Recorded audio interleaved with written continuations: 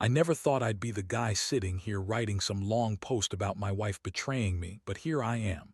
My name's Mark, and I want to get this off my chest because I honestly don't know what to do anymore. I've been with Lisa for about 8 years now. We got married when I thought we were solid, knew each other since college, built a life, had a kid. Our son, Jake, is almost 6 now. The thing is, lately, things felt off. Small things at first, her phone buzzing constantly, late nights that turned into more than just work or girls' nights, and her acting weird about her phone, always hiding it, deleting texts. I brushed most of it off, figuring she was just stressed or busy.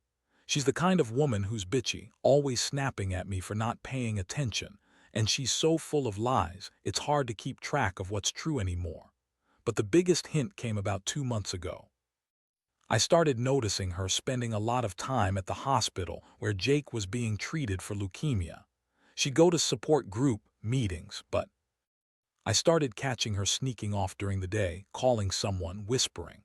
I figured maybe she had a new friend, some kind of support buddy. She told me she was doing this for Jake, that she was all about being there for him, and I believed her for a while, until I found out the truth. It happened on a rainy Tuesday evening. I got home early because I wasn't feeling great and I wanted to surprise her, maybe take her out for dinner. As I approached the house, I noticed the garage door was open. That was weird, she always keeps it closed. I walk in and the house is dead silent. I call out her name but no answer. I head to the bedroom and see her phone lying on the bed. That's normal. But then I notice her purse is missing. I start feeling a strange sinking feeling in my stomach. I look around and that's when I see it. An open tab on her computer, a series of messages she's been exchanging with someone named Chris. I don't recognize the number, but the messages are clearly flirtatious. Can't wait to see you. One said, tonight's perfect, said another. My heart drops. I scroll through more messages. She's talking about meeting up, planning a special night, and I see the picture of her and Chris together, smiling. The timing is suspicious. It's right around the time she claimed she was working late at the hospital. I feel like I've just been punched in the gut. I sit down on the bed, trying to breathe. I realize I need to confirm what's happening, so I check her phone. Her texts with Chris are recent, ongoing. She's been lying to my face for weeks. I can't believe she's been cheating on me while my son is fighting for his life. It's like the worst kind of betrayal, not just cheating, but during a time like this, while Jake's hooked up to tubes, fighting for every breath. It's sickening. That's when I decided I couldn't just let this slide. I needed to confront her. I waited until she came home that night, her heels clicking on the floor, acting like nothing was wrong. I blocked her in the living room and I told her I knew everything. She looked surprised at first. Then her bitchy smirk came out.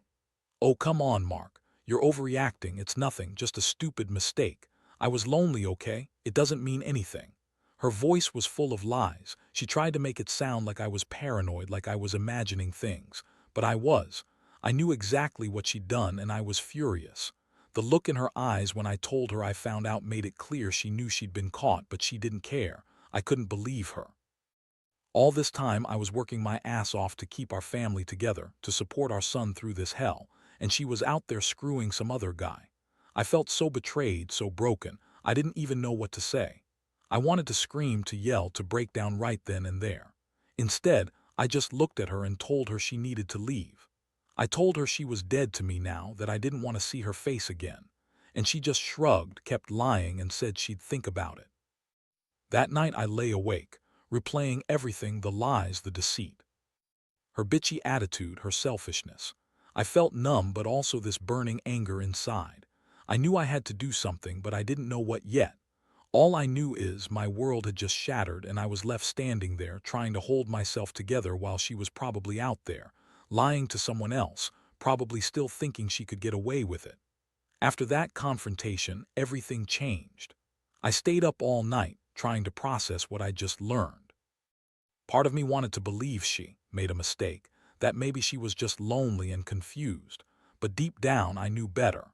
Lisa's always been a bitchy, manipulative person, and lying comes as naturally to her as breathing. I couldn't ignore the fact that she'd been carrying on this affair during Jake's treatment, while our son was barely holding on to life. That thought made me sick. How could she be so selfish, so cold? It took me a few days to even gather my thoughts enough to plan what to do next. I started digging. I needed proof beyond just the messages. I remembered her phone was often left unlocked when she was in the bathroom or out of the room. I used her phone to set up a simple spy app, just enough to catch her if she slipped up again. I didn't want to be sneaky for no reason, but I also couldn't let her keep lying to me. Plus, I wanted to know if there was anyone else she was talking to. It didn't take long. Within a couple of days, I saw her meet Chris again at a cafe late at night with her trying to hide her face. I saw her sneaking out of our house, slipping into her car. It was clear she was still seeing him, still lying to me and everyone else about where she was. I also started noticing more signs of her changing. She stopped caring about Jake's hospital appointments, started leaving him with the babysitter more often, and her attitude became even more bitchy. When I called her out on it, she'd snap, accuse me of not trusting her, call me paranoid. Yeah, sure. It was easy for her to call me paranoid when she was the one sneaking around behind my back. I felt so betrayed that I couldn't even look at her the same way anymore. How could she be so heartless? How could she be screwing around during the worst time of my life while our son was fighting for his life? I started thinking about my options. I knew I had to confront her again, but I also knew I needed more concrete proof. I couldn't just accuse her without evidence. So I hired a private investigator. It felt like a step too far, but I also knew I couldn't trust her anymore. I wanted to catch her red-handed, not just rely on texts and vague sightings. The Pi followed her for a week. He confirmed what I already suspected. She was meeting Chris at that same cafe at her place, even at the hospital when she said she was working late. That last part hit me hard. She'd been lying to everyone, pretending to be exhausted or overwhelmed. Meanwhile, she was out screwing this guy. During this time, I was also trying to stay strong for Jake. The kid was fighting so hard, and I didn't want him to see how broken I was inside. But the betrayal was eating me alive. Every time I looked at Lisa, I saw a stranger, someone so cold and selfish. She kept lying, kept trying to brush it off, and kept telling me I was overreacting. But I had the proof now. I wasn't imagining it anymore. The woman I married was gone, replaced by this manipulative, lying bitch who only cared about her own pleasure. The more I thought about it, the angrier I got. But I also felt a strange sense of clarity. I knew I couldn't keep living like this, lying to myself that everything was fine. I was tired of feeling like a fool, tired of pretending that I was okay when inside I was shattered. I decided that I had to confront her again, but this time I'd be ready. I'd tell her I knew everything, that I had proof, and that she needed to come clean once and for all. I didn't know what her reaction would be, maybe denial, maybe more lies. Honestly, I didn't care anymore.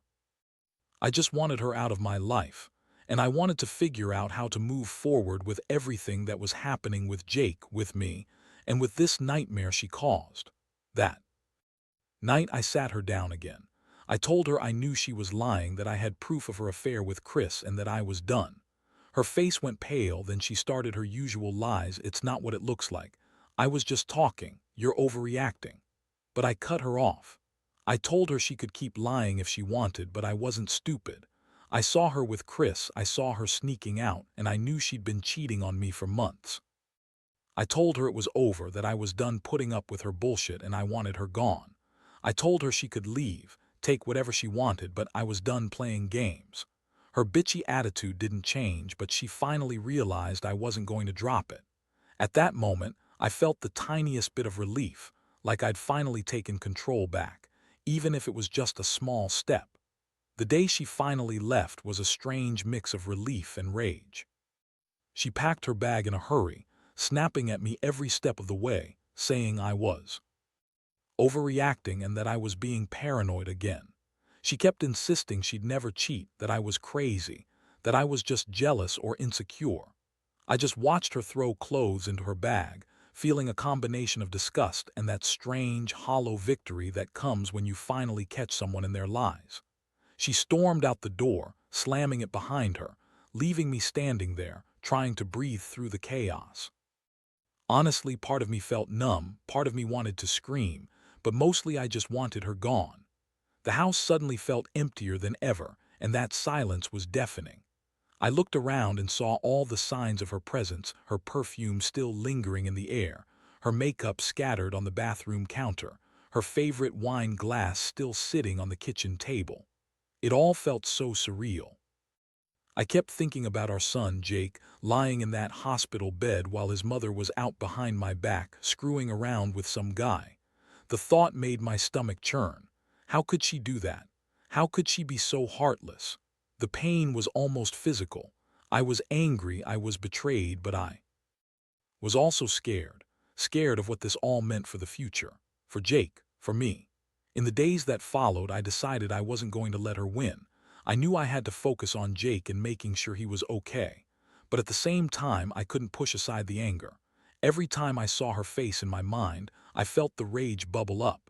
That bitch had spent months lying to me, pretending to be everything I ever wanted, all while screwing around with that guy at the hospital. During our son's toughest fight, she was out cheating. How twisted is that? It made me question everything about our marriage, how much of it was real, how much of it was just her acting like the perfect wife. And honestly, I felt like a fool for not seeing it sooner. The first couple of nights after she left, I stayed up late, just staring at the ceiling, replaying everything in my mind. I kept thinking about the hospital footage I'd gotten from the pie. It showed her leaving the supply closet with Chris, both of them looking around nervously. I saw her sneaking into the hospital late at night, pretending to work, while I was at home worried sick about Jake. The image of her leaving the hospital grounds, her face flushed, her eyes darting, that's what really destroyed me. She'd been lying to everyone, acting like she was just a concerned mother, when she was actually out indulging in her own selfish desires. That realization hit me hard. I was furious at her, furious at myself for not seeing it sooner, but also furious at how cold and calculating she'd been. All this time I thought I knew her, thought she was devoted to Jake and to us. Turns out she was just playing her part, pretending to care while she was out screwing the transplant specialist, the very man who was trying to save our son's life. It made me sick thinking about it. That woman used my son's illness as a cover for her own bullshit. It was so utterly disgusting, it was hard to even breathe sometimes.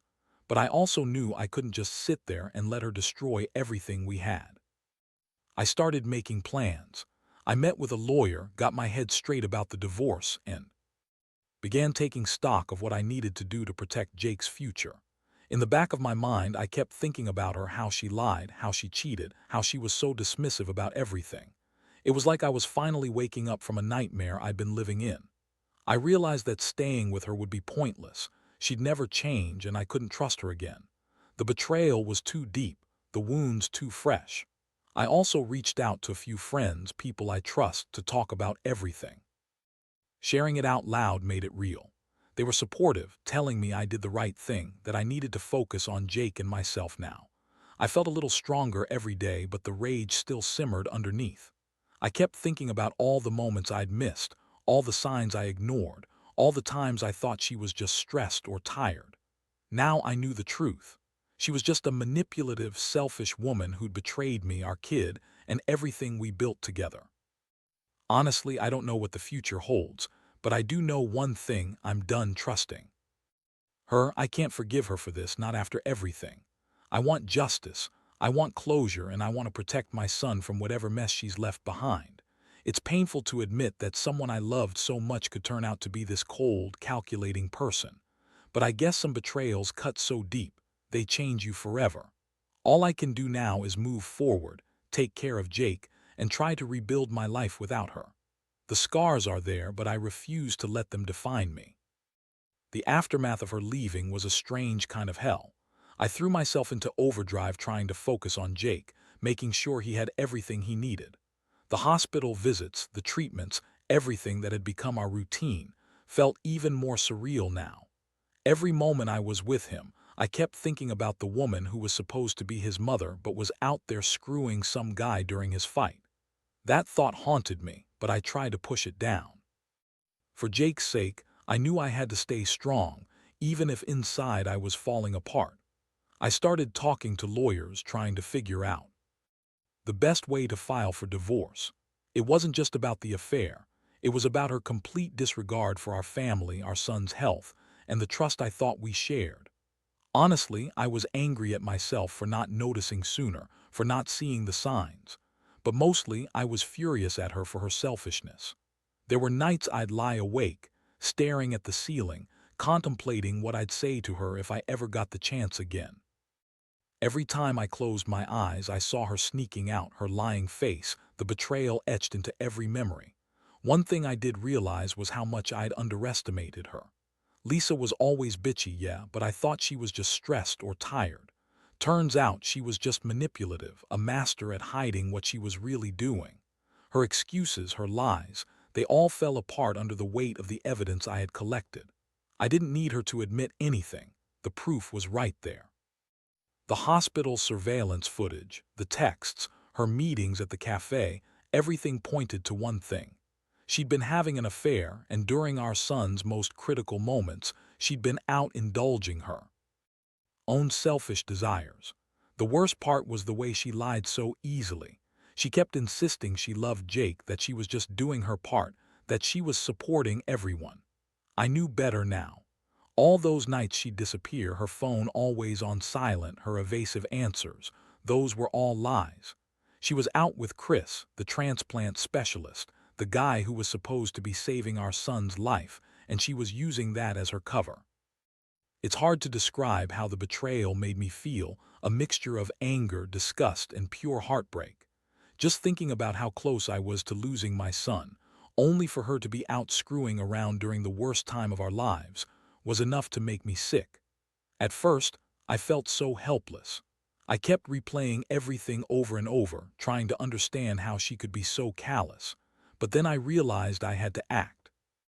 I reached out to a private investigator again, something I never thought I'd do, but I needed more concrete evidence to fight for full custody if it came to that. The PI confirmed what I already suspected. She was still meeting Chris. Still lying, still sneaking around. She'd been lying to me, her family, the hospital staff, everyone. The woman I married was a fraud, a manipulator who used my son's illness as a cover for her own extramarital affairs. I felt a deep sense of betrayal that cut through me. I'd always thought marriage was about trust, about standing by each other through thick and thin. But she was just using those words to hide her lies. I kept asking myself how I missed all the signs, how I was so blind for so long. But the truth was, I was blinded by love, by hope that maybe she'd change or that she cared enough. Now I saw her for what she truly was, selfish, superficial, and completely uncaring. As I gathered all this evidence, I started to feel a strange sense of clarity. I knew I couldn't stay with her anymore, not after everything. I had to protect Jake, and I had to protect myself from her lies and manipulation. It wasn't just about the affair. It was about the complete breakdown of trust, the fact that she could lie so effortlessly while our son was fighting for his life. That realization broke me in a different way. I felt like I had been living in a nightmare, and that nightmare was finally coming to an end. I sat down one night after putting Jake to bed and stared at her empty side of the bed. The silence was deafening. I kept thinking about our life before, how innocent it all seemed, how I'd never imagined she'd do something like this. But now I knew better. I knew she was capable of anything, lying, cheating, using our son's illness for her own selfish ends. The anger was still there, but underneath it was sadness. Sadness for everything we lost, for the person I thought she was, and for the trust I'd thrown away by not seeing it sooner. Now I was determined to end this chapter and start fresh. I wasn't sure what the future held, but I knew one thing: I had to get out of this marriage, for my sake and for Jake's. I wanted him to grow up knowing that his father fought for him, fought against the lies, and fought for a better life. I realized that I had to be the one to make that happen. Whatever came next, I was done being the fool. The woman who was supposed to be my wife, the mother of my child, had shown her true face, and I was never going to let her hurt us again. The process of winding down our life together was brutal, but I knew it was necessary. I started filing for divorce, gathering everything I could: bank statements, her phone records, the evidence of her meetings with Chris. Every day, I felt like I was peeling back layers of a lie I'd been living under for years. The hardest part was telling my family, especially my parents, what she'd done. They couldn't believe it at first, But once I showed them the proof, they were furious. Nobody could understand how someone could be so cold during their child's most desperate fight. It was a kind of betrayal that cut doubly deep because it was an attack on everything I held dear: my wife, my son, and our trust. I kept my distance from Lisa after she left. I didn't answer her calls or texts. I felt a strange mix of anger and relief whenever I thought about her sneaking around behind my back, sneaking out of the hospital late at night while Jake was hooked up to machines, fighting for every breath. Every time I remembered her telling me she supported everything we were doing, I wanted to scream. I couldn't believe I'd been so blind. I had trusted her with everything: our marriage, our child's life, and she'd been out screwing some guy during it all. That thought made me want to vomit. One day, I sat Jake down and told him everything, as honestly as I could without overwhelming him. I told him that sometimes people make mistakes, that Mommy loved him but had made a bad choice. His little face was so innocent, so trusting. It broke my heart to have to tell him about her betrayal, but I knew honesty was the only way. I promised I'd do everything I could to keep him safe, and that I'd be there for him no matter what. Watching him cling to me, I felt an overwhelming sense of protectiveness. I knew I had to get us out of this mess, not just for Jake, but for myself too. Throughout all this, I kept thinking about the long-term consequences. Her cheating had turned everything upside down. It wasn't just about infidelity. It was about how she had lied, manipulated, and used our son's health as a cover for her own selfishness. I wondered if she ever truly cared about Jake, or if he was just a pawn in her game. That realization fueled my decision to cut her out of our lives completely. I couldn't risk her doing this again. Not to him, not to me. I was done trusting her, and I was done pretending everything was okay. The court proceedings dragged on, but I was prepared. I had all the evidence I needed and more. My lawyer advised me to go for full custody, given her behavior and the timing of her visits with Chris. I wasn't interested in making things personal. I just wanted what was best for Jake. Still, I couldn't help feeling bitter about losing her, about the fact that I'd married someone so fundamentally different from the person I thought I knew. She'd been so bitchy, so dismissive, always lying. And now that I'd uncovered her secrets, I saw that her true nature was even worse than I'd imagined. In the end, the court granted me primary custody. Lisa was allowed visitation, but I made sure it was closely monitored. I wanted to keep her away from Jake as much as I could, knowing everything she'd done. That wasn't easy. She tried to manipulate the situation, crying, pleading she was sorry, saying she'd change. But I knew better. Sorry doesn't fix betrayal like hers. I told her she screwed up everything, that she'd lost her chance to be in Jake's life as a mother who cared. Her bitchy facade cracked a little, but she still kept lying, insisting she loved her son and that she'd never do it again. I didn't buy it.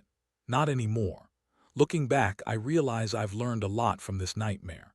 Trust is a fragile thing, easily shattered. And betrayal cuts so deep, it leaves scars that never fully heal. I've become more cautious, more guarded, but also more determined to protect my family. I've learned that sometimes the people you love the most can hurt you the worst, and that honesty and consistency are everything.